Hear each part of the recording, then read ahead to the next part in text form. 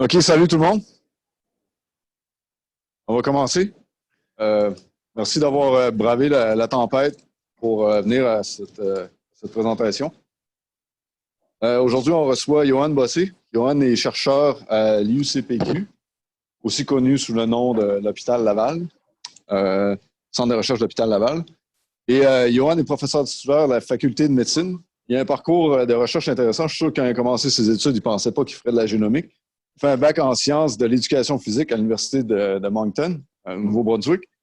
Et ensuite, il a commencé la recherche ici à l'Université Laval. Il a fait une maîtrise en kinésio, où il a travaillé sur l'angiotensine. Et ensuite, il a fait un doctorat en nutrition, où il travaillait sur les syndromes métaboliques, la génétique des syndromes métaboliques. Et sa thèse a été bien évaluée. Apparemment, j'ai vu que tu avais été sur le tableau d'honneur de la Faculté des études supérieures. Donc, tu as fait une super thèse. Et par la suite, il a fait un stage postdoctoral à l'Université McGill jusqu'en 2007. 2007, ouais. Bon. Ensuite, il est venu s'installer ici à l'Université Laval, à la Faculté de médecine, où il est devenu chercheur, d'abord chercheur boursier de FRQS, aussi un nouveau chercheur de la Fondation Cœur et AVC du Canada. Et ses travaux sont financés présentement par la Fondation Cœur AVC Canada, les IRSC, le NIH. Et Johan a eu un début de carrière fulgurant, probablement le plus fulgurant de l'Université Laval. Il y a plus de 200 publications en une dizaine d'années. Il est super productif, il est aussi super dynamique. J'ai eu la chance d'être sur des comités d'évaluation de subventions avec lui. C'est un exercice intéressant à faire. On s'entendait bien sur certaines évaluations, fait que c'est le fun de voir ça. Et maintenant, il va nous parler de ses travaux. J'ai demandé de préparer un survol général de ses travaux en génomique des maladies du cœur et des maladies du poumon. Et je pense que c'est ce que tu as préparé. Il ne faut pas nous parler de coronavirus. Non. Merci Christian, puis merci pour l'invitation. Je suis ravi d'être ici. L'IUCPQ, c'est pas loin d'ici, c'est environ 1 kilomètre. Souvent, les gens ne savent pas. Les gens savent quand ils ont des problèmes de cœur et de poumon, là, ils viennent à l'IUCPQ. Mais c'est pas si loin de ça, puis pourtant, ça fait longtemps que j'étais venu ici au Marchand. Je ne vous parlerai pas effectivement de coronavirus. Je veux juste peut-être bien corriger parce que 2 semaines passées, quand Christian m'a demandé d'écrire le petit résumé de la présentation, on apprenait 2 semaines passées que le coronavirus avait fait sa 1000e victime. Juste corriger parce qu'hier, j'ai regardé les statistiques et c'est rendu à 3000. Okay? Donc, ça va quand même assez vite. L'Organisation mondiale de la santé a déclaré, je pense que c'est le mois passé, que le coronavirus, c'était une urgence de santé mondiale. Et puis, moi, je regarde ça un peu comme observateur, c'est vraiment pas mon domaine. Et puis, je suis quand même impressionné des moyens qu'on se donne pour pouvoir éradiquer ce virus-là. Et j'espère qu'on va réussir. Pour revenir à mes moutons, j'étais ici exactement en 2014. J'avais été invité, à l'époque, c'était Roger Lévesque qui m'avait invité pour venir me présenter. Et puis, j'avais présenté cette diapo-là. Y a-t-il des gens qui s'en rappellent? Ah, excellent, il y a au moins 2 personnes. C'est super. Fait que je me disais, je ne sais même pas s'il y a les mêmes gens qui sont ici 6 ans plus tard. Mais ça veut dire que la présentation était mémorable, du moins pour certaines personnes. Et puis, ce que vous voyez en fait là, ici, c'est un heat map. Ceux qui font de la bioinformatique ou savent c'est quoi, mais je vous explique rapidement. C'est un heat map qui, en fait, qui illustre l'impact de la fumée de cigarette sur le transcriptome du tissu pulmonaire chez l'humain. Okay? Donc, ce que vous voyez, en fait, dans les rangées, il y a 3000 gènes. Chaque ligne, chaque rangée, c'est un gène. Et puis, il y a près de 1000 individus. Et puis, ils ont été classifiés. La ligne blanche, en fait, ici, elle sépare ceux qui ont fumé, les gens qui n'ont jamais fumé. Et vous voyez dans le milieu les ex-fumeurs. Donc, les gens qui sont en rouge ici, c'est les gens qui sont régulés à la hausse chez les fumeurs versus les non-fumeurs. Ceux en bleu ici, c'est ceux qui sont régulés à la baisse versus les fumeurs versus les non-fumeurs. Au total, en fait, si je montrais les gènes, ici, c'est une liste de 3000 gènes qui sont significativement dérégulés par la fumée de cigarette dans les poumons. Je fais de la génomique, ça fait 20 ans. J'ai eu la chance d'étudier plusieurs tissus cardiaques, tissus adipeux, tissus musculaires. Je n'avais jamais vu un facteur environnemental ayant autant d'impact que la fumée de cigarette sur les poumons. Vous êtes des experts dans la biologie des systèmes. Est-ce que vous pouvez m'expliquer ça, qu'on peut déréguler 3000 gènes, puis ça prend quand même 20 à 30 ans d'exposition à la fumée de cigarette avant que les gens développent des maladies mortelles, telles le cancer du poumon ou les maladies pulmonaires obstructives chroniques, que je vais résumer MPOC durant ma présentation. Bon, donc, premier take-home message, vraiment beaucoup de gènes qui sont dérégulés. Si vous remarquez également chez les ex-fumeurs, vous voyez, il y a un gradient qui passe du jaune au bleu et puis plus du bleu au jaune. Et puis ça, c'est pas un hasard parce que j'ai trié les gens en fonction du nombre d'années qu'ils ont arrêté de fumer. Donc, c'est-à-dire qu'il y a des gens pour lesquels on avait leur poumon. Et, en fait, ils arrêtaient de fumer juste avant l'opération. Donc, ici. Alors qu'il y a des gens qui avaient arrêté de fumer 25, 40 ans avant l'arrêt tabagique. Donc, ce que vous pouvez voir, c'est un peu, en façon rétrospective, c'est la récupération du poumon, okay, le Gene Expression Recovery, suivant l'arrêt tabagique. Okay? Et puis, donc, c'est quand même assez encourageant, c'est de voir que c'est comme si ton transcriptome pulmonaire redevient comme un non-fumeur lorsque tu arrêtes de fumer. Donc, c'est quand même un message, en fait, peut-être plein d'espoir. Par contre, avec la majorité des gènes redevenaient à la normale suivant l'arrêt tabagique, mais il y avait quand même une poignée de gènes, une vingtaine de gènes, que même après 25 ans d'arrêt tabagique, qui n'étaient toujours pas redevenus à la normale par rapport à quelqu'un qui n'a jamais fumé. Puis là, on spéculait dans cet article-là, c'est peut-être ça qui explique le risque résiduel de cancer du poumon puis de MPOC chez les ex-fumeurs versus les gens qui n'ont jamais fumé. La fumée de cigarette, c'est le facteur de risque majeur du cancer du poumon et de la MPOC. Cette année, en 2020, le cancer du poumon va faire 2 millions de victimes. La MPOC va faire 3 millions de victimes. Ça ne nous tenterait pas d'éradiquer ça, la cigarette? Tu sais, si vous faites le parallèle avec ce qu'on fait avec le coronavirus, regardez les efforts qu'on fait à l'échelle mondiale pour éradiquer le coronavirus. Et je pense puis je ne veux pas minimiser, je pense que c'est justifié de le faire.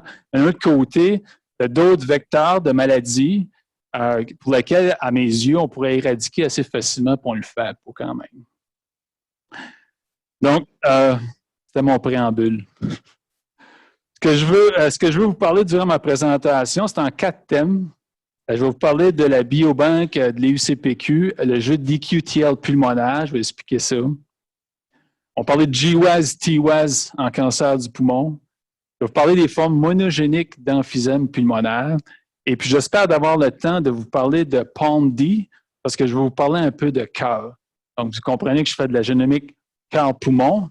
Dans mon titre, j'ai mis machin, mais c'était pour prévenir les abandons intellectuels. C'est ce que je fais réellement, c'est génomique cœur-poumon, pas de coronavirus. OK? OK. La biobanque de l'EUCPQ, en fait, pour les gens qui ne sont pas familiers avec la recherche chez l'humain, en fait, on a une biobanque, nous, à l'EUCPQ, ça fait 20 ans que ça existe. Donc, la biobanque existait bien avant que moi, j'arrive à l'EUCPQ. Et puis, la façon que ça fonctionne, les gens viennent pour se faire soigner, traiter à l'EUCPQ. Et puis, premièrement, il faut que le patient nous donne son consentement. Les échantillons sont collectés. Les échantillons sont aussi connectés à une base de données, hein, parce que les échantillons, oui, ils valent cher, mais ils valent encore plus cher si on a les caractéristiques cliniques des patients pour lesquels on a les échantillons. Et puis, par la suite, si vous êtes chercheur, puis la biobanque de l'EUCPQ, c'est pas juste pour les chercheurs de l'EUCPQ, c'est ouvert à tout autre chercheur ou même l'industrie. Et puis, par contre, si on veut utiliser l'échantillon, il faut avoir des projets qui sont approuvés par le comité scientifique puis le comité d'éthique. Et puis, lorsqu'on passe ces processus d'approbation-là, on peut sélectionner les échantillons qu'on a besoin, et puis par la suite faire nos travaux de recherche. Et donc, ça vous explique un peu le pipeline. Pour les gens qui sont malheureux, peut-être regardez pas la prochaine diapositive, parce que je montre les exemples d'échantillons qu'on a à la biobanque, parce qu'il y a plein de biobanques qui existent, mais nous, comme vous savez, les CPQ, on fait cœur-poumon, fait qu'on a vraiment des échantillons de cœur et poumon. Et puis, prochaine diapositive, je vous montre ça. Donc, ici, vous avez un bout de poumon. Ça ressemble un peu à votre bout de bidule, c'est pour ça que je vous disais ça. En fait, vous avez un lobe d'une personne qui fumait et qui pensait que le cancer du poumon, c'était juste les autres qui développaient ça.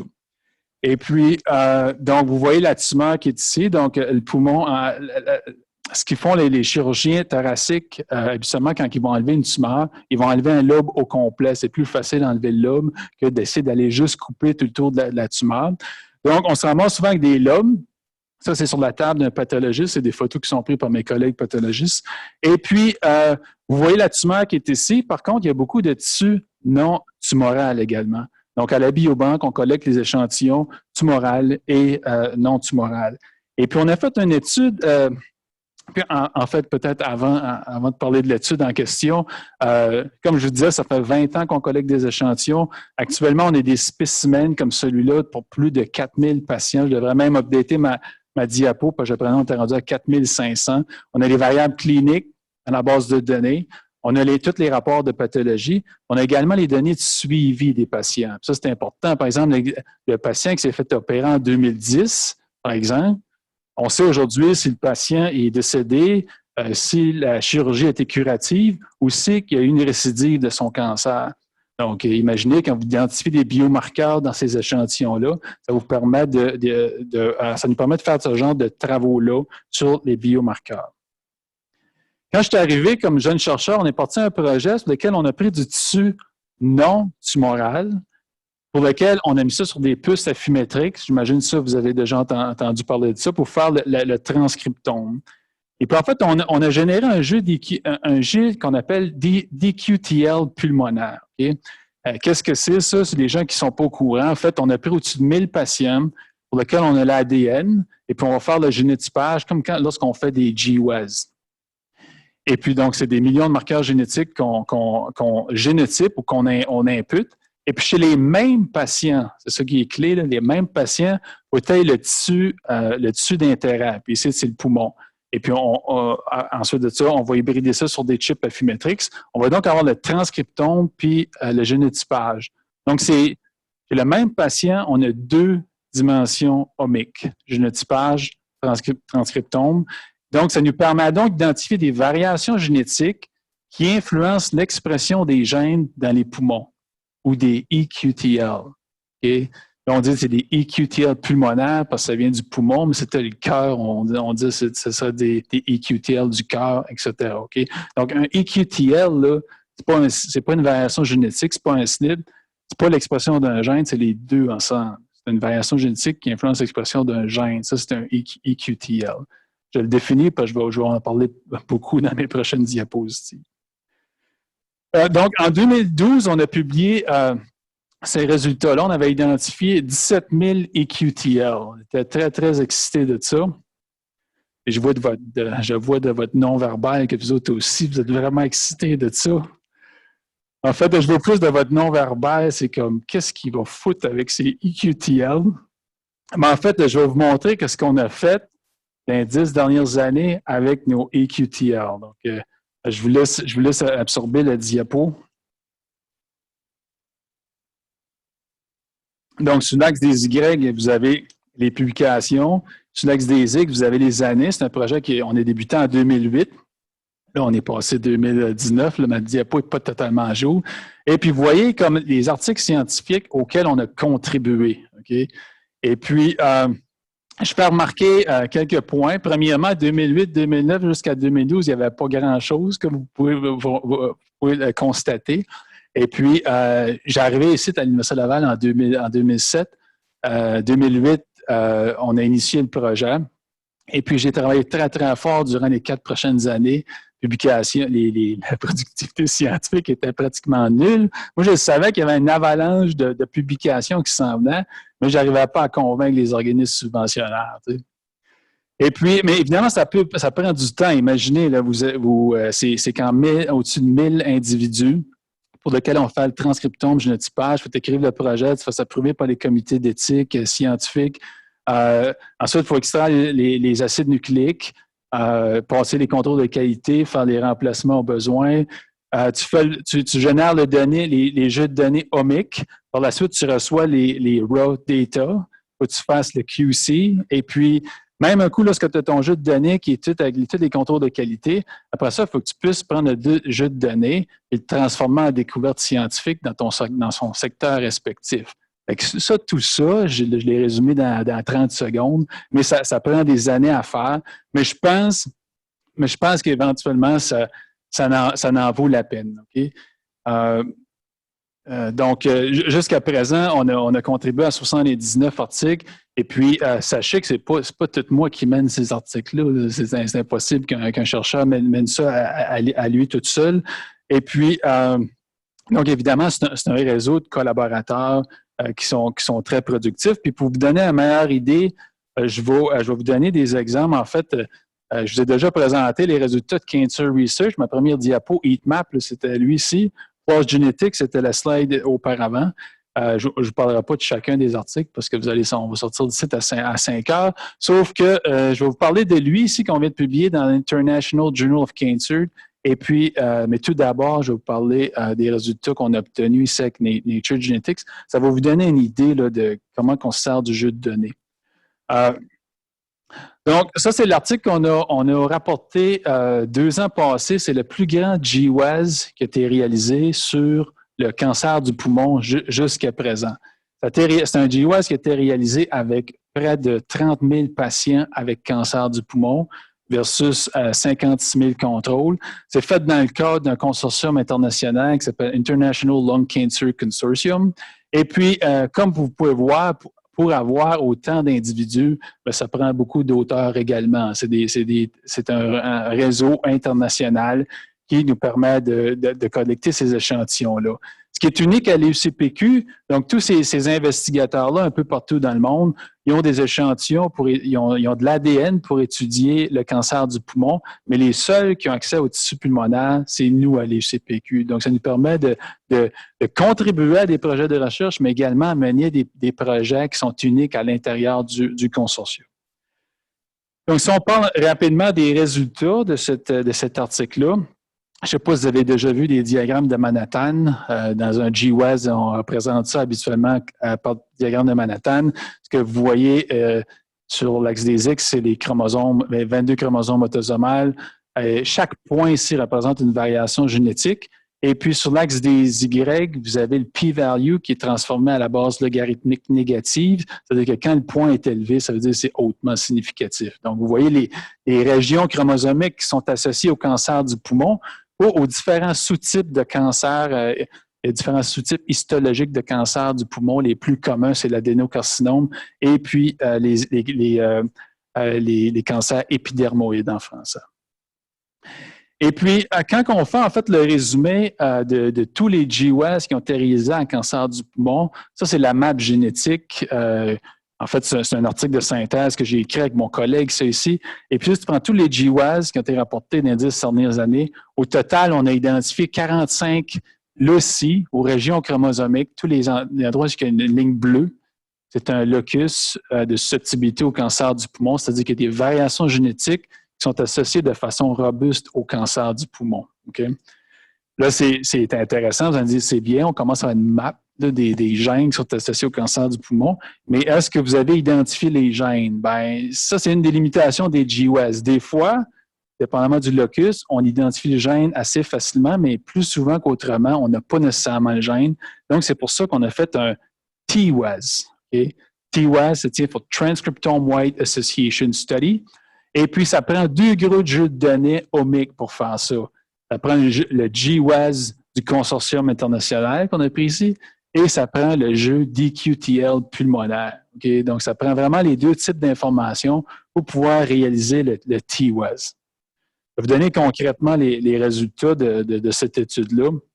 Et puis, encore une fois, ici, les TWAS, on les représente sous forme de Manhattan. Là, on a utilisé 2 outils bioinformatiques là, pour faire le TWAS. Je ne rentrerai pas en détail, mais on représente les résultats sous forme de diagramme de Manhattan également. Mais ici, d'un TWAS, chaque point est un gène.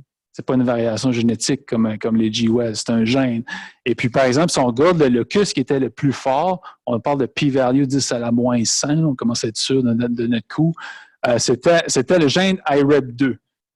Puis ici, qu'on regarde, si on zoome un peu plus en détail sur le chromosome 15q25 pour le gène IREP2, que vous voyez, j'espère que vous voyez bien en arrière, là, mais si j'explique ici à gauche, en haut, vous avez le signal de GWAS, donc chaque point, c'est un SNP, et que vous voyez, c'est très fortement significatif. Et puis, en bas, vous avez les résultats d'EQTL. Puis là, on constate que les SNP qui sont associés avec le cancer du poumon, c'est les mêmes SNP qui sont associés avec l'expression du gène IREP2 dans le tissu pulmonaire. Okay?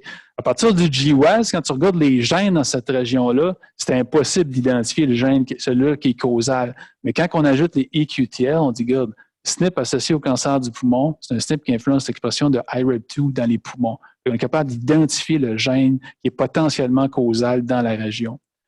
L'autre pas de géant qu'on peut faire dans l'interprétation des GWAS avec les EQTL, c'est la direction de l'effet. Donc, si on regarde ici, j'ai mis l'allèle de risque pour le cancer du poumon en rouge. Et ce que vous voyez sur l'axe des Y, c'est l'expression de IREP2 dans les poumons. On peut voir que l'allèle de risque diminue l'expression de IREP2. Okay? Donc, avec notre GDQTL pulmonaire, on peut identifier le gène qui est potentiellement causal et pouvoir identifier la direction de l'effet. Okay? Donc, take-home message, l'allèle de risque du cancer du poumon sur le chromosome 15, en fait, est associé à une diminution de l'expression de IREP2 dans le tissu pulmonaire. Je vous donne un autre exemple plus rapidement. Je vous parle de AQP3 parce que non seulement c'est un nouveau gène, mais c'est un nouveau locus. Encore une fois, vous pouvez voir qu'il y a une colocalisation du signal de GWAS puis d'EQTL pour le gène AQP3. Vous voyez la direction de l'effet. Ici, l'allèle de risque est associé à une augmentation du gène AQP3. Donc, ici, ça se résume que l'allèle de risque du cancer du poumon est associé à une augmentation de l'expression d'AQP3. Donc, on voulait aussi valider ça avec des essais fonctionnels parce que là, avec un TWAS, on se retrouve avec des TWAS-G, des gènes qui sont potentiellement causales, mais encore faut-il le démontrer au niveau fonctionnel. Ça, c'est des expériences qui ont eu avec... c'est des expériences qui n'ont pas été réalisées dans mon laboratoire. Okay? Ça a été réalisé par mes collègues collaborateurs.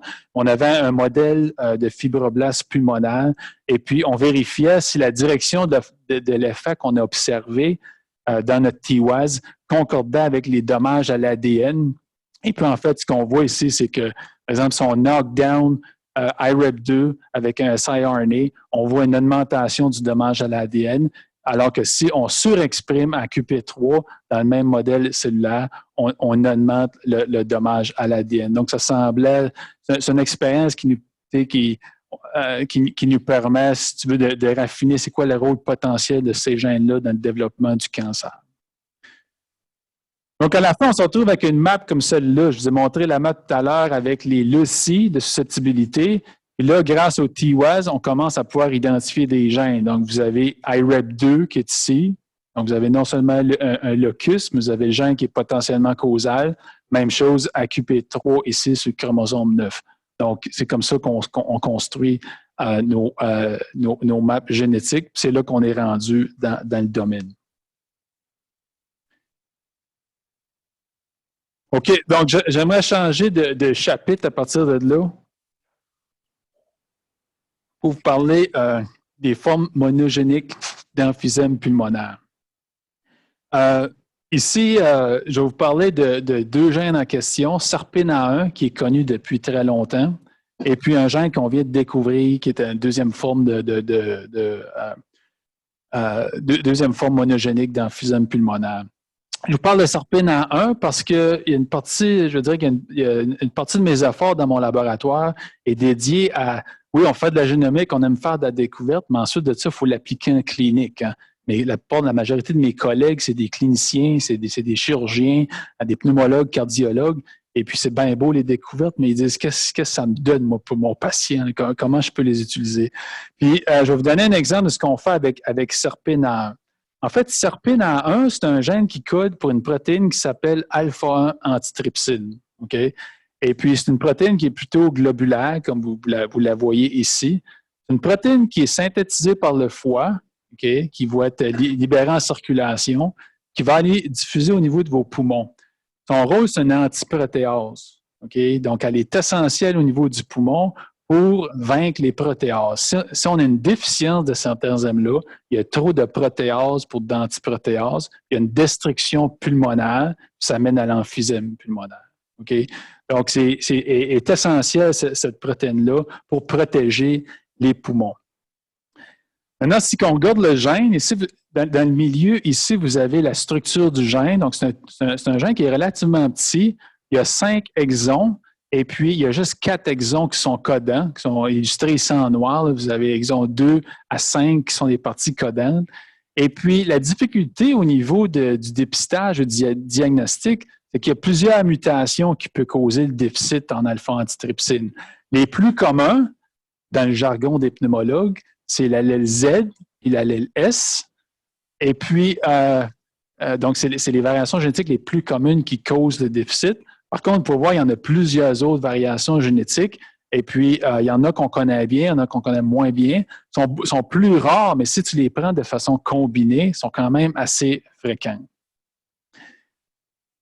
Il y a des recommandations comment on doit traiter un patient qui a un déficit en alpha-antitrypsine. Ça, c'est les recommandations de l'Association canadienne de thoracologie.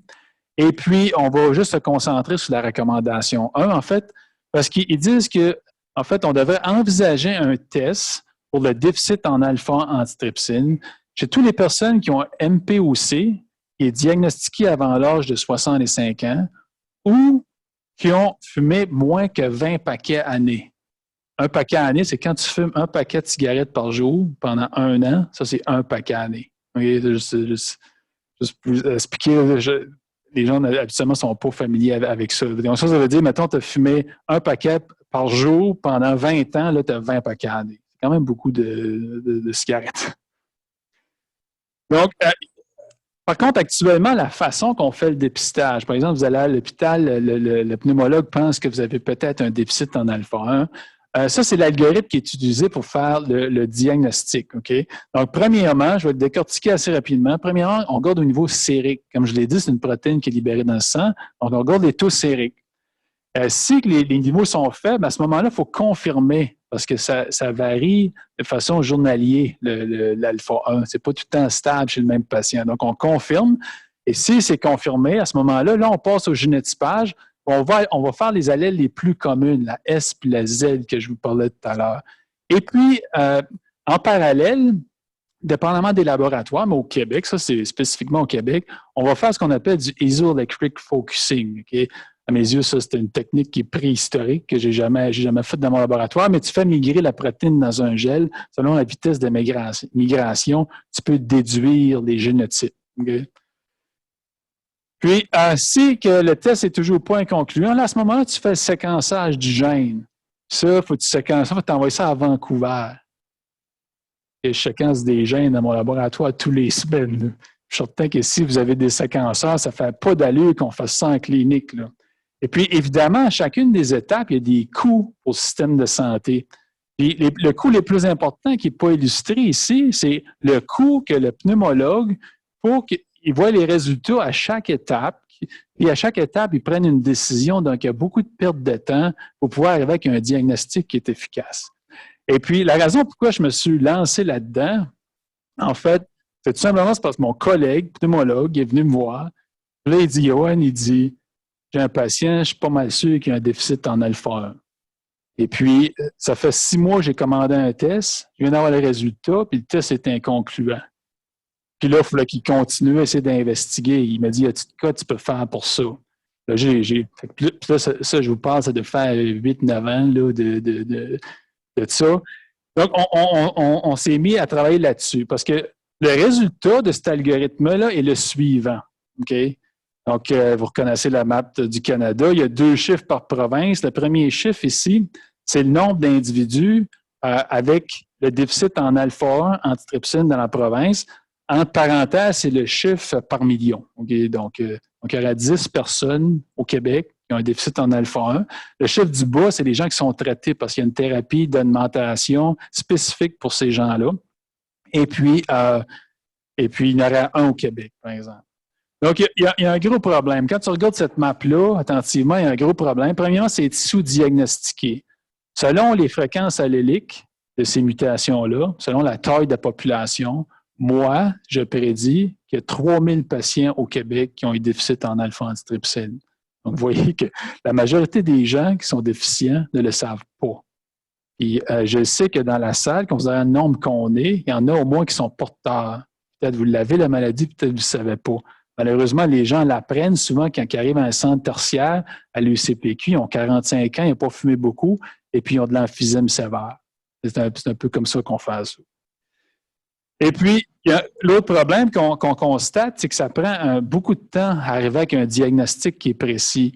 OK? Il y a un délai de 7 ans du moment que la personne commence à avoir des symptômes respiratoires, au moment qu'on est capable de dire « Ah, la raison pourquoi tu as un symptôme, c'est parce que tu as un déficit en alpha. » Troisième constatation, c'est que, je ne sais pas si vous voyez les chiffres en arrière, mais dépendamment dans quelle province que tu es, les chances de faire un diagnostic, d'avoir un traitement varient énormément. C'est inacceptable que les gens en BC ont des meilleurs soins que ceux au Québec. Puis au Québec, je pense qu'on est dans les pires au niveau provincial. Ça ne fait pas d'allure. Donc, nous, on a dit, il faut changer ça. Et puis en 2008, en fait, nous, le test qu'on a fait est très, très simple. On a dit, regarde, laisse faire l'isoelectric focusing, les taux sériques à plusieurs reprises. Tu regardes, on va séquencer le gène. Tout simplement, c'est très, très simple comme test, mais on va l'utiliser directement en clinique. Fait que notre algorithme est assez simple. Le patient vient, le pneumologue, il pense que le patient a un déficit en alpha-1. On prend deux tubes de sang. Un qu'on va quand même on va continuer à doser le taux sérique de l'alpha-1. Et puis, en même temps, par contre, on prend un tube mauve pour pouvoir extraire les acides nucléiques et puis faire le séquençage au besoin. Si on a une suspicion qui est plus ou moins forte, on peut juste doser le taux sérique. Si c'est en haut d'1,2 g, il n'y a pas de déficit en alpha-antitrypsine, ça s'arrête là, tu as un diagnostic final. Alors que si tu as des taux sériques faibles, aussi qu'il y a une histoire familiale de déficit dans la famille, à ce moment-là, tu passes directement au séquençage et au taux sérique, et puis tu arrives avec un diagnostic qui est définitif. Dans mon labo, jusqu'à présent, on a testé environ 1500 individus jusqu'à date pour le déficit en alpha-antitrypsine. Pour tous les patients, on arrive avec un diagnostic définitif. Donc, ça, c'est un test qui a une sensibilité et une spécificité de 100%. Et puis, toujours des résultats qui sont concluants. Le test actuellement, il est plus précis, plus rapide. Ça prend 2 jours dans mon labo faire le test en question, puis il coûte moins cher. Par contre, le problème actuellement, c'est qu'il n'y a pas de payeur. Actuellement, c'est moi qui offre le test. En fait, c'est mon labo qui offre le test. C'est mon labo qui paye pour le test. C'est le pire modèle d'affaires que ça a. Et je veux dire, comme actuellement, si les pneumologues au Québec, ils veulent faire le diagnostic, il faut qu'ils passent par l'algorithme que je vous expliquais tout à l'heure, qui va coûter cher, qui est souvent inconcluant, et puis qui est très laborieux. Donc, des fois, c'est spectaculaire, hein, d'amener un test puis le pousser jusqu'en clinique, c'est assez. Des fois, c'est un peu difficile à comprendre. Cela dit, actuellement, on mène un projet multicentrique au Québec et puis on essaie de collecter les données non seulement de l'UCPQ, mais des autres centres qui nous permettraient éventuellement d'avoir des données plus convaincantes encore pour apporter ça à l'INES, va approuver le test, puis qu'éventuellement, qui va payer, le système de santé pourrait payer pour avoir le test. Évidemment, ça coûterait moins cher que l'ancien système. Mais c'était juste pour vous montrer la difficulté. Quand même, c'est simple au niveau scientifique, des fois, l'amener en clinique, il ne faut pas imaginer les barrières que vous allez avoir à affronter. OK. Deuxième histoire que j'aimerais vous conter sur les formes monogéniques d'emphysème. En fait, c'est un article qu'on a publié l'année passée, mais c'est un travail quand même qui a eu lieu dans mon laboratoire pendant 7-8 ans avant qu'on fasse cette découverte-là.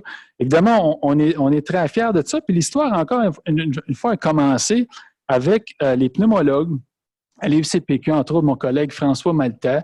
Les autres, ils traitent des patients avec l'emphysème. Le patient arrive, 42 ans, des fonctions respiratoires d'une personne de fin de vie.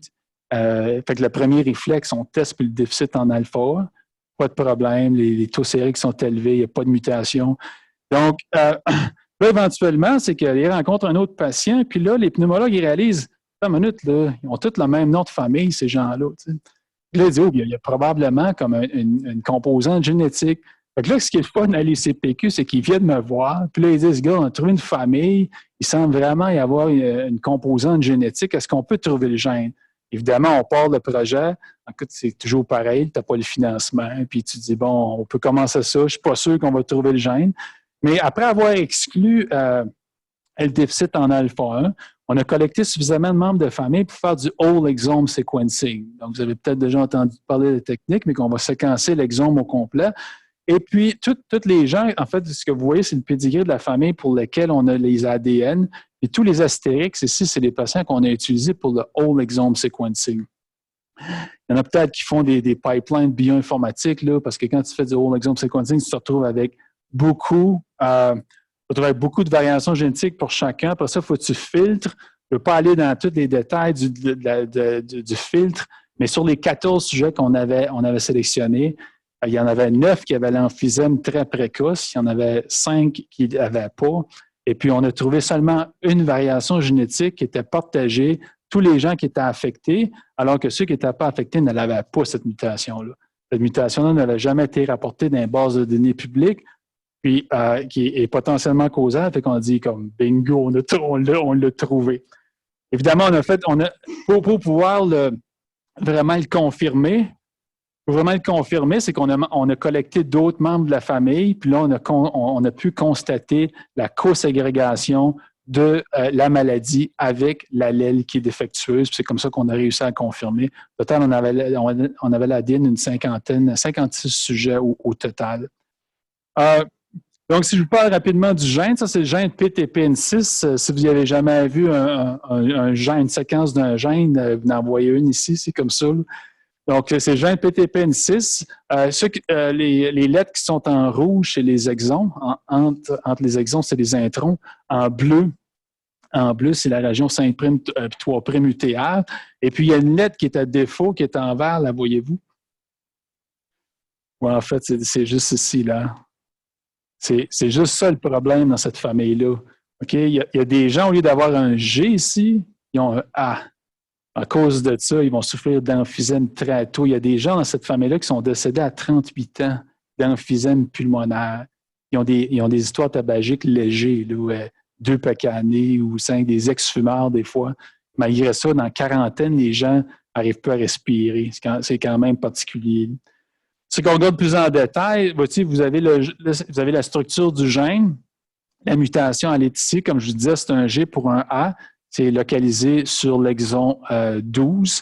Et puis, c'est dans le site catalytique de la protéine. Et puis, c'est un site, en fait, là, c'est en position, c'est un alanine. Ça change, c'est une mutation faux sens, donc ça change un acide aminé. Plutôt d'un alaline, c'est une thréonine en position 355. Vous pouvez voir, c'est très conservé entre les différentes espèces. C'est aussi à 2 acides aminés du site actif de l'enzyme. Okay? Donc, si vous regardez la structure tridimensionnelle ici, vous voyez la mutation, elle est ici. Juste 2 acides aminés plus loin, tu vois en fait le site actif de l'enzyme. On a fait des essais fonctionnels que mon collègue Mathieu Morissette a réalisé dans son laboratoire. Et avec différents vecteurs, avec les vecteurs portant ou non la mutation, on a pu démontrer qu'il y avait une diminution de l'activité phosphatase de l'enzyme lorsque tu avais la mutation. Donc, bingo, on a trouvé la cause de l'emphysème pulmonaire dans cette famille-là. Donc, c'est quoi la valeur de cette découverte scientifique-là? Bien, si on pense, le déficit en alpha-1, ça avait été découvert en 1963. Okay? Et puis, ça l'a tout bousculé par rapport à notre compréhension de la pathogenèse de l'emphysème pulmonaire. Je vous parlais tout à l'heure de la balance protéase-antiprotéase.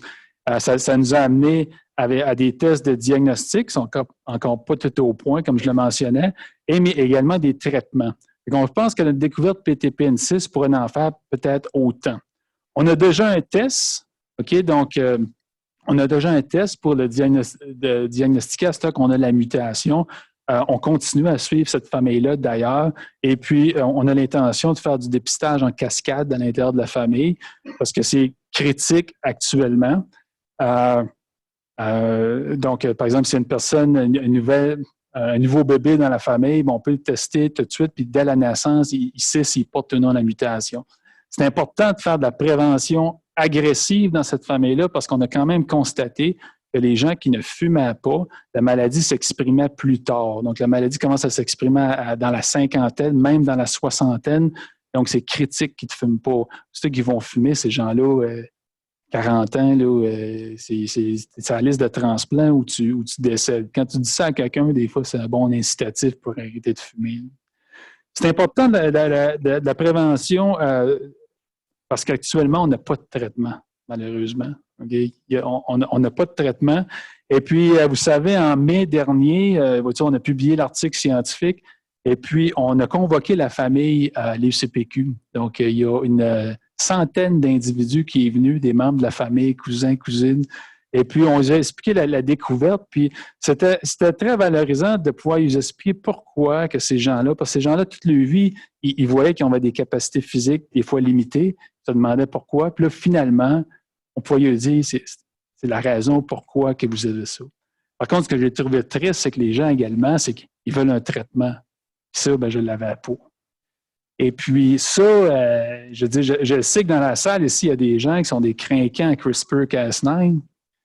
Puis moi, quand j'ai sorti de cette réunion-là, j'ai dit, il faudrait quasiment que je parte un programme, un bureau de recherche chez CRISPR, mais en même temps, je regarde mes journées qui sont quand même assez longues. Fait que, écoutez, c'est une invitation. Si ça vous intéresse, par exemple, de travailler sur cette mutation-là, les membres de la famille sont très coopératifs, on continue à avoir des échantillons, etc.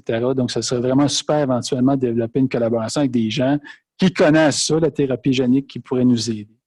Actuellement, la découverte, je pense qu'il est quand même important parce que PTPN6 devient le deuxième gène connu pour causer une forme précoce et héréditaire d'emphysème pulmonaire. Fait que c'est quand même un pas intéressant. OK, je change de chapitre. J'ai quand même quelques minutes pour pouvoir vous parler de mon dernier chapitre. POMD. OK, donc, c'est quoi POMD? Comme je l'ai dit, jusqu'à présent, j'ai parlé de cancer du poumon puis d'emphysème. J'ai pas parlé de maladie du cœur. Donc, en fait, quand j'ai commencé à l'UCPQ, j'ai parti des programmes de génomique en cœur et poumon. Et puis, les deux, dans le fond, c'est un beau problème là, parce que les deux ont pris de l'expansion. Et puis, j'ai travaillé entre autres sur le cœur. Je n'ai pas travaillé sur toutes les maladies du cœur, mais spécifiquement sur les rétrécissements valvulaires aortiques, qu'on appelle aussi sténose aortique. Et je vous explique c'est quoi. Donc, c'est un problème de la valve aortique. Okay? Donc, ici, vous avez le cœur et puis vous avez le ventricule gauche qui va pomper le sang dans l'aorte.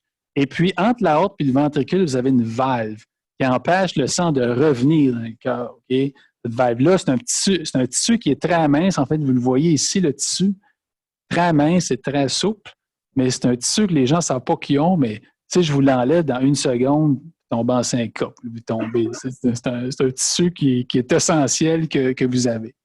Et puis, dans le processus de la maladie, ce qui arrive, c'est que ce tissu-là, les feuillants en question là, qui forment la valve, vous voyez, il y a du remodelage, il y a de l'épaississement, puis éventuellement, ça calcifie.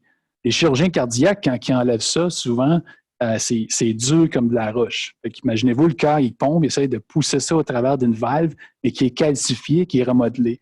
Donc, le pronostic de cette maladie-là est très mauvaise. C'est-à-dire que si tu as un diagnostic, les chances sont que 80% des chances qu'à l'intérieur de 5 ans, c'est soit que tu es décédé, soit que tu fais de l'insuffisance cardiaque majeure, ou soit que tu as eu un remplacement valvulaire aortique. Parce que la seule façon qu'on peut traiter la maladie actuellement, c'est de remplacer la valve par une prothèse. Okay. Avez-vous une idée comment ça coûte, ça, au système de santé, remplacer une valve aortique? C'est que ça coûte. À l'UCPQ, on en fait à peu près 600 par année, des remplacements valvulaires. Donc, c'est quand même une maladie qui a un fardeau socio-économique assez important. Et puis, je pense qu'on essaie de trouver, il y a d'autres façons qu'on pourrait traiter cette maladie-là. La première chose, avant de pouvoir penser à des nouveaux médicaments, il faut comprendre comment ça se développe, cette maladie-là. Quand je suis arrivé à l'UCPQ, on est parti à un programme de recherche en génomique de la sténose aortique, spécifiquement cette maladie-là. C'est un article que j'avais publié en 2008. Et puis, 10 ans plus tard, en 2018, je commence à trouver les gènes de sténose aortique. Donc, encore une fois, vous pouvez voir, comme quand on a commencé là-bas, on a dit, OK, il faut trouver les gènes, mais là, il faut commencer, il faut construire une courbe. Donc, ici, les résultats qu'on a publiés en 2008, on s'est construit une courbe. Ça, tu recrutes le premier patient une journée, la deuxième journée, tu recrutes le deuxième, puis là, tu te rends à 1000. Tu soumets ça pour publication, 1000 cas, 1000 contrôles, puis les réviseurs, tout ce qu'il y a à dire, c'est que tu as une petite courbe. Okay? Mais toi, ça t'a pris quasiment 10 ans à la montée. Mais donc, on avait les cas, les contrôles, on a dit donc on va faire un GWAS. En plus du GWAS, là, vous allez reconnaître mes diapos, on a dit on va faire un jeu d'EQTL valvulaire. Okay? Donc, on a pris 240 patients pour lesquels on a la valve aortique. Donc, comme je vous l'ai dit, on a beaucoup d'opérations à l'UCPQ, fait qu'on part beaucoup de valves. On a une biobanque avec au-dessus de 2000 valves aortiques actuellement pour faire de la recherche. Et puis, mais bon, 240, on s'est basé sur des calculs de puissance puis également de l'argent qu'on avait pour pouvoir faire l'expérience. Mais donc, la même chose, génotypage, expression, et puis on a réussi à générer le premier et le seul jeu d'EQTL valvulaire au monde. Donc, avec ça, on a pu réaliser un TWAS. Et puis, le TWAS, on a identifié un gène qui s'appelle POMD. Donc, il y avait un gène qui sortait de façon significative. Je le montre en détail. Vous avez vu ce type de graphique-là auparavant. Donc, on parle de maladie de cœur, mais les approches génétiques génomiques sont exactement les mêmes. Vous voyez qu'il y a une colocalisation entre le SNP qui est associé à la sténose aortique et le SNP qui est associé avec l'expression de POMD dans la valve aortique. Et puis, même chose, on peut voir la direction de l'effet ici.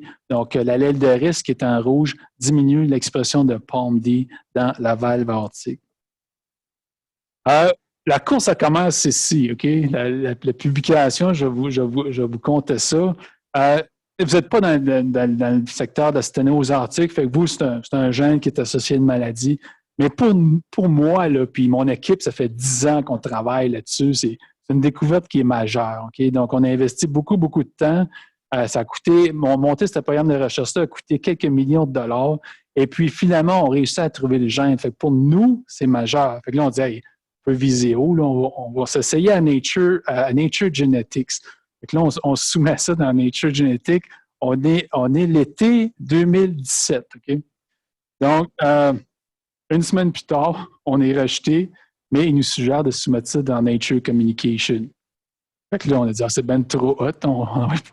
On dit, on va envoyer ça dans Nature. Je ne le montre pas ici. J'ai envoyé dans Nature. Une semaine plus tard, ils me reviennent. Ah non, on n'est pas intéressé. On vous suggère Nature Communication. OK, au moins les gens sont constants. Et puis là, on dit, bon, ben, on va continuer à travailler parce que là, je vous ai parlé du gène du TWAS, mais après ça, je ne vous ai pas dit c'est quoi la fonction de cette protéine-là, c'est quoi le rôle de POMD dans le développement de la sténose aortique. Fait qu'on a dit, on va continuer à faire du fonctionnel. Mais on va quand même publier notre article dans BioArchive parce que je pense que la découverte est majeure. On ne sait jamais, peut-être quelqu'un aussi travaille là-dessus. Le 3 novembre, un groupe indépendant d'Islanda publie le même résultat scientifique. identifie le gène PALM-D dans sténose aortique. Évidemment, je saute sur le papier, là, je lis le papier. Les réalises sont actuellement en évaluation dans Nature Communication. Parce que je ne sais pas si vous savez, mais si votre papier est dans BioArchive, si vous allez dans Nature Communication, tous les papiers qui sont évalués sont là sur le site. Donc, je vois qu'ils sont là, alors que moi, mon papier, oui, il est dans BioArchive, mais il n'est pas évalué nulle part, il est juste sur mon desktop.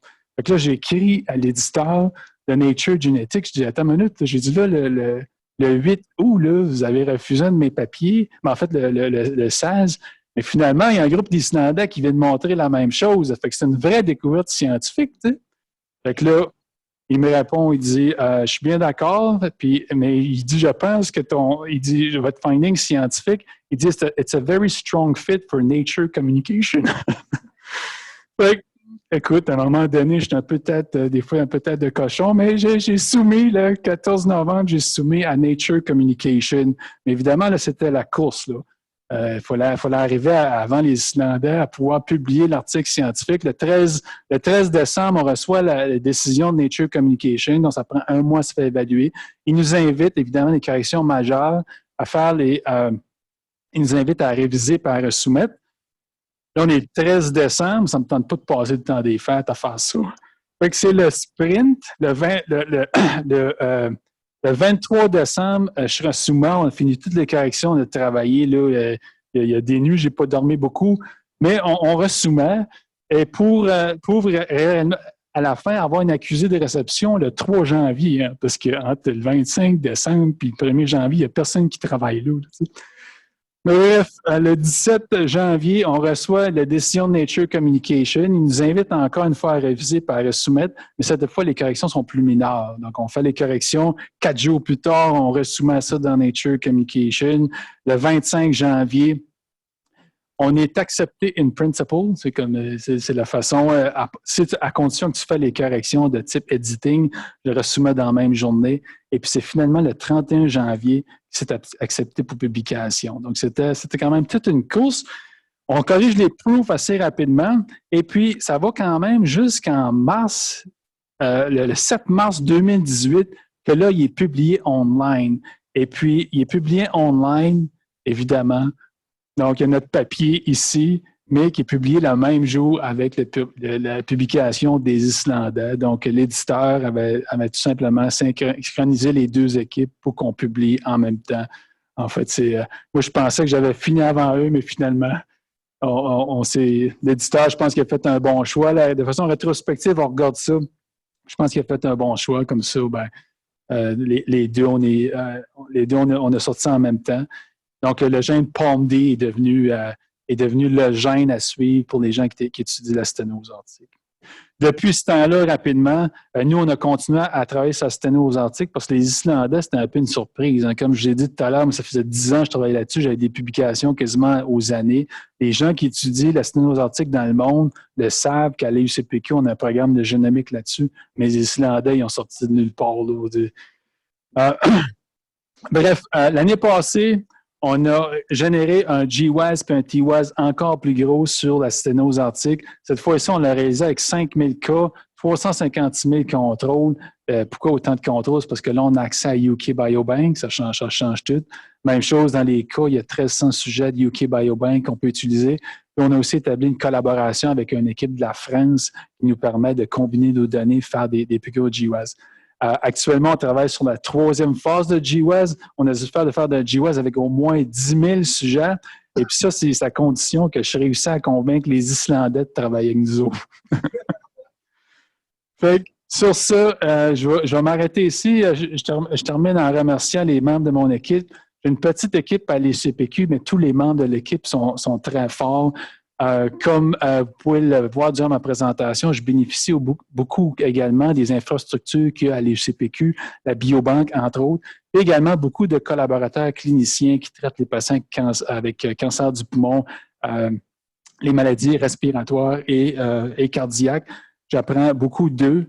Et puis, je pense qu'on mène des projets de recherche, en tout cas, qui me stimulent beaucoup. Et puis, d'être dans un environnement qui est enrichissant comme ça, j'en suis très reconnaissant. Fait que sur ça, je vais m'arrêter, puis ça me fera plaisir de prendre des questions.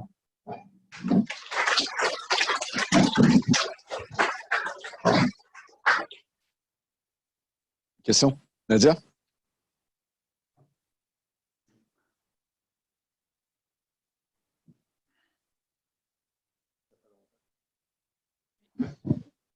Bon, merci pour la présentation, c'était très intéressant. Une des choses que j'ai vraiment aimé, c'est que pour les poumons, vous avez deux tissus, en fait, pour le même individu, parce que le poumon qui est avec un cancer, c'est pas le même tissu exactement qu'un poumon sain. Quand vous faites vos niveaux d'expression pour les UQTL, c'est sur le poumon seulement qui a le cancer, la partie tumeur? Non, c'est le non-tumoral qu'on a fait. Notre jeu des QTL a été vraiment fait sur le non-tumoral parce qu'on voulait être capable de faire un jeu de données sur le poumon sain. Et le plus sain qu'on peut avoir, hein, c'est des tissus humains. Et c'est des patients qui ont passé en chirurgie pour le cancer du poumon. Donc, les patients ont un cancer, mais on essaie de collecter le non-tumoral le plus loin possible de la tumeur. Un peu comme ça. En fait, parce que d'avoir un bout de poumon d'une personne saine, c'est comme éthiquement impossible, là. Donc, c'est comme ça qu'on collecte les échantillons. C'était les plus sains qu'on peut avoir pour les tissus pulmonaires. Mais c'est vraiment du non-tumoral qu'on utilise dans ce projet-là. Est-ce que vous faites aussi de l'expression de gène sur la tumeur de la même personne? En fait, je suis content que tu me le demandes parce qu'il y a un gros projet pour lequel je ne peux pas vous parler parce qu'il n'est pas encore. En fait, je suis dans la phase plus là, puisqu'on n'a pas encore d'articles scientifiques de publier, mais nous sommes en train de mener un plus gros projet en multiomique en cancer du poumon à l'UCPQ. Une conférence de presse là-dessus dans le fin mai. Donc, vous avez juste suivre les nouvelles de l'UCPQ ou suivez-moi sur Twitter, je vais tweeter ça. Et puis, on va en faire beaucoup. Voyez le jeu des QTL pulmonaires qu'on a généré. Imaginez qu'on est en train de générer un jeu de données qui est 10 fois plus important. D'ailleurs, je vois que un jeu de données, puis je regarde comment on a mené ça, le jeu des QTL pulmonaires. Oui, j'ai une équipe, oui, ils sont efficaces, mais je vois également qu'il va falloir multiplier les membres de l'équipe. Et puis, je dis ça parce que présentement, le laboratoire est très ouvert à des étudiants gradués au doctorat, au postdoc, qui sont évidemment hautement motivés à contribuer dans ce secteur-là. Je posais ma question parce qu'en fait, moi, ce qui m'intéresse, c'est est-ce que vous pourriez avoir le différentiel d'expression pour un génotype donné entre le tissu sain puis une fois que le tissu est affecté? Pour l'instant, avec les jeux de données qu'on a déjà générés, en fait, on a déjà fait le projet ici là, qui a été publié en 2017, pour lequel on a fait le transcriptome de la tumeur. Donc ici, vous avez votre lobe pulmonaire. Donc, on avait pris ici un échantillon de tumeur et du non-tumoral localisé à 0, 2, 4 et 6 cm de la tumeur.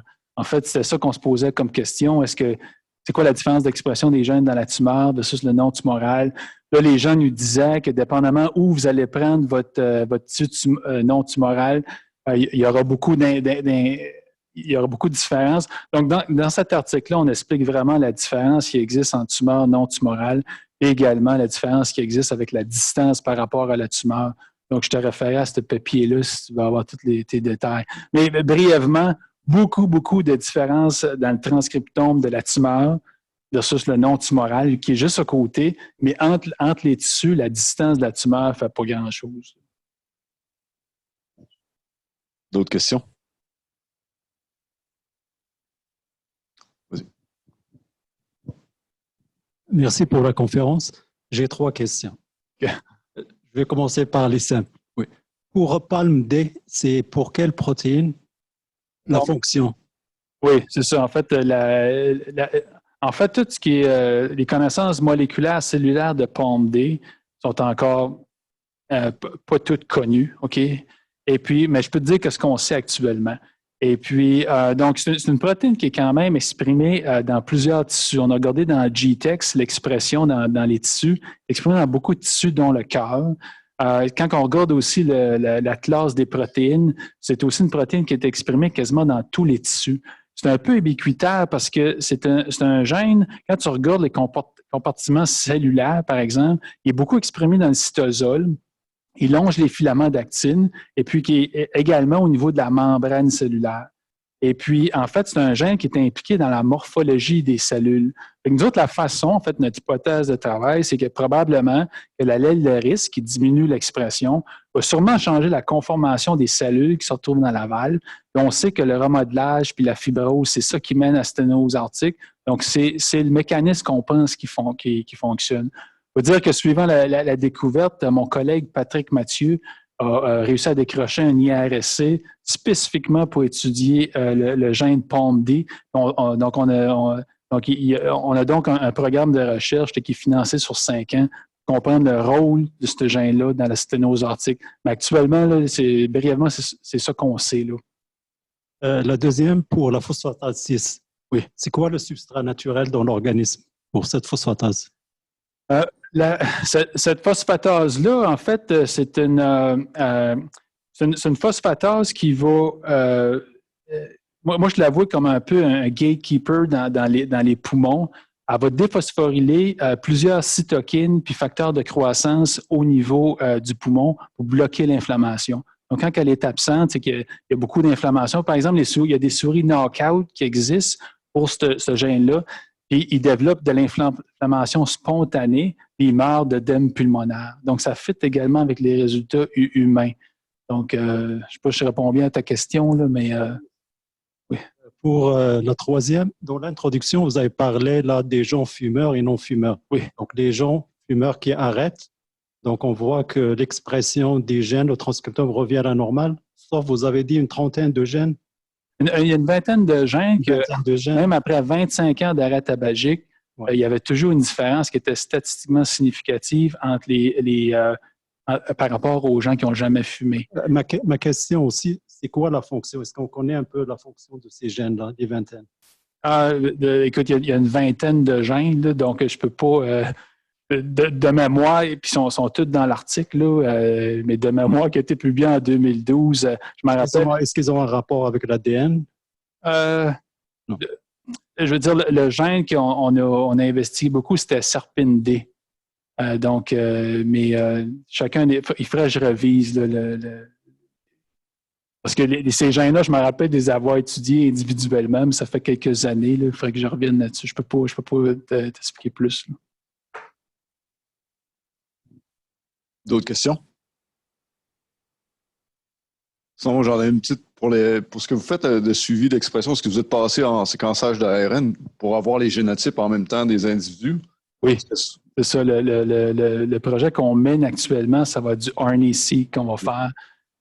En 2008, quand on a fait les QTL pulmonaires, ça n'existait pas, le RNA-seq. Fait que l'expression affimétrique, c'était la seule option. Et puis, on a vécu la transition un peu comme tous les labos. Là. Ça, c'est un projet qu'on a réalisé 2015-2016. On était encore sur des chips. C'était les chips Illuminum, c'était toujours des chips à ADN. Mais nos derniers projets, on réalise actuellement sur le RNA-seq. Est-ce que la qualité est assez bonne pour inférer les génotypes en même temps, comme si tu n'as pas besoin de faire du séquençage d'exomes en parallèle? Tu peux prendre les génotypes du séquençage d'ARN? Oui, ça donne ça comme option. Quand on fait du multiomique, je ne sais pas, parce que le RNA-seq, ce qui va arriver, tu vas avoir des variations génétiques sur les parties codantes.